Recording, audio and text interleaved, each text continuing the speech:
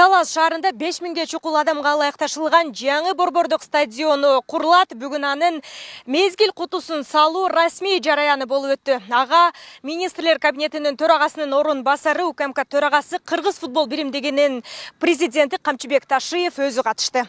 Азыр биздин эгемендүүлүк тарыхыбызда биринчи рет Талас жергесинде ушундай чоң объектини курууну белсенип отурабыз. Урматтуу аксакалдар, урматтуу жергиликтүү тургундар. Мына ошонун негизинде урматтуу президентибиз Садыр Кожоевичтин былтыркы жылы чыгарган указынын негизинде 2024-2034 жылдарга чейин Кыргыз мамлекетинде футболду өнүктүрүү боюнча бул биздин спорт тарыхыбыздагы биринчи ушундай президентибиздин көңүл буруп чыгарган указы болуп эсептелинет. Талас жергеси байыртадан эле баатырлардын, эр жүрөктүүлүктүн, кайраттуулуктун, чыдамкайлыктын үлгүсүн көрсөтүп келген жаштарыбыз жана эл журтубуз бар. Бул жерде акыркы эле мына маалдарды алсак, биздин мамлекетибиздин туусун желбиретип, көтөрүп, башка мамлекеттерден алдында намысыбызды алып берип жүргөн баатыр спортсмен балдарыбыз, кыздарыбыз бар. Алардын арасында жакшы билесиздер, мына Канат Бекалиев, Жоломан Шершенбеков жана башка биздин кыз балдарыбыз да ушул жерден жакшы болуп чыгып атышат. Демек, биз бул регионго, Талас регионуна көңүл буруп, ушул жердеги жигердүү жаштарды, спортко кызыккан жаштарды толук тартып, аларга шарт түзүп беришибиз керек. Шарт түзүп бермейинче алардан мындай жакшы спортсмендер чыгышы кыйын болот.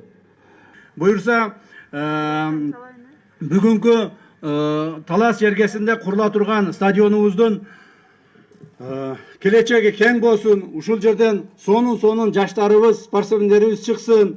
Биз мамлекет тарабынан колдоп турайлы. Эмдиги жылы ушул стадиондун ачылышына буюрса, урматтуу президентибиз чакырып, ачканга Алла Таалам буйруп насип этсин. Рахмат барыңыздарга.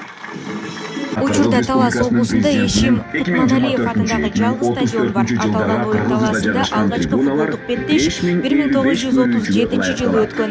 Андан кийин стадионду бир катар унутуп түзөө жана жаңылоо иштери жүргөнү менен учурда начар абалга кептелген. Заман талаптарына ылайык келбей жаңы курулушка баардык мүмкүнчүлүктөр түзүлгөн, инфраструктура үчүн муктаждык. Вот, былтыр 2024 жылы билесиздер, Кыргыз Республикасынын президентинин жарлыгы чыккан 2024-34 жылга карай кыргыз футболун өнүктүрүү максаты коюлган.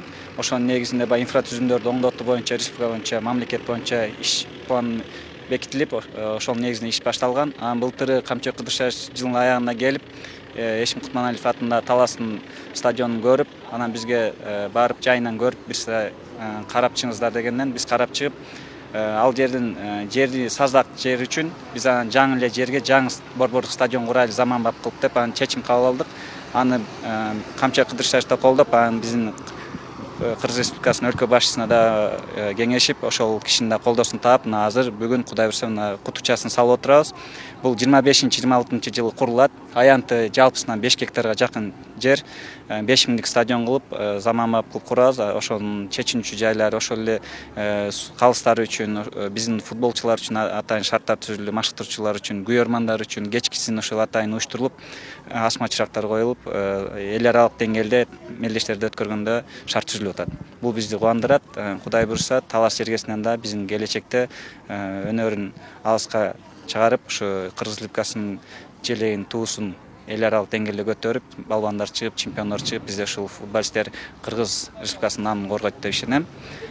Бул стадиондун ошо негизги максаты ошол борбордук стадион кылып курулабыз. Эмне дегенде, жалпы Талас облусу боюнча ошо жаңы акыркы эгемендүүлүктү алгандан бери билесиздер, 5000дик орундуу стадион жок.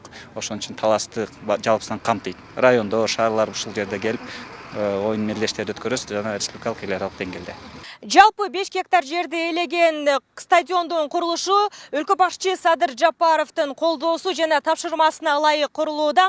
Ал эми стадион жалпы заманбап, бардык шарттар каралган. Анда профессионал спортчуларга жатаканасы, тамактануучу жайы, жуунуучу жайынан тарта 3 кабаттуу трибунага чейин, мындан сырткары дагы башка инфра түзүмдөрү каралган.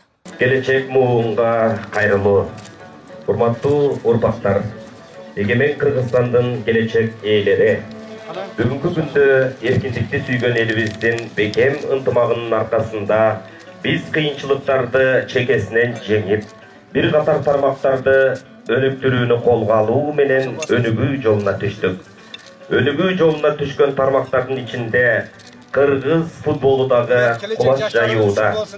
Мамлекет тарабынан болуп жаткан колдоолор өз натыйжасын берип, футбол боюнча эл аралык майданда аттары белгилүү өлкөлөр менен акырындап тең таймаша баштады. Аз убакыттын ичинде жетишилген мындай ийгиликтер баарыбызды кубандырууда. Өлкө аймагындагы футболго кызыккан жаш таланттарыбызды андан ары колдоо максатында бүгүн биз Талас шаарына 5000 адам кеңирип ата турган стадиондун курулушун баштоонун урматына ушул мезгил кутуусун салдык. Келечек муундан чыга турган мындай атуулар жеке эле облустун эмес, жама журтубуздун сүйүктүү Кыргызстаныбыздын сыймыгы болсун. Урматтуу урпактар, ата мекенибизди ар тараптан өнүктүрүү боюнча баштаган иш аракетибизди улантып, Кыргызстанды дүйнөнүн өнүккөн өлкөлөрүнүн катарында Жакшы калыңыздар, ден соолук болуңуздар.